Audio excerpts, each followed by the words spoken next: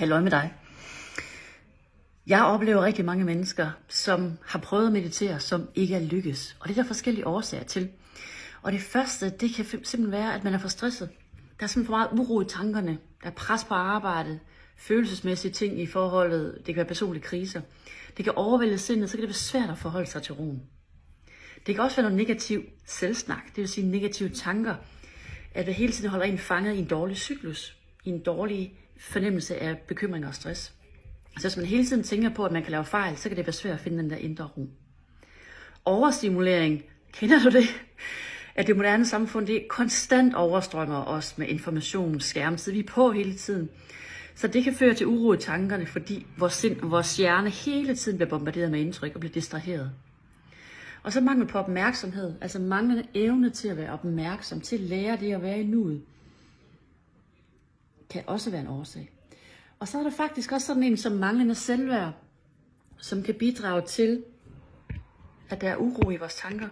Vi er selvkritiske, vi tvivler på, at vi kan gøre det, vi har negative tanker. At vi mangler selvomsorg, det vil sige, at vi er ikke særlig gode til at prioritere tiden til os selv. Så derfor kan vi også være udfordret af manglende søvn, så har vi også svært ved at fokusere. Så det kan være nogle af de mentale ting. Der kan også være nogle fysiske ting. Det kan faktisk være svært fysisk. Man tænker, at jeg skal jo sidde i skrædderstilling, jeg skal jo sidde op, jeg skal jo sidde i den her lotusstilling. Men det er der ikke nogen, der siger, du skal. Du kan starte med at sidde på en stol og starte med at øve det der. Du kan starte med at lægge dig ned og øve det der. Jeg har lavet et kursus, hvor jeg netop guider igennem alle de her ting, som kan give modstand, både mentalt, men også fysisk. Hvor jeg sætter nogle ord på, men hvor jeg faktisk også sætter nogle forklaringer på, hvad det er, du møder i dig selv, og hvordan du kan arbejde med det. Og jeg skal lige se, jeg har lige en liste her, jeg skal lige se, om jeg får det hele med. Ja. Utålmodighed, kender du det? At man kan godt være utålmodig. Nu sætter jeg mig ned for at meditere, så er jeg god til at meditere i morgen.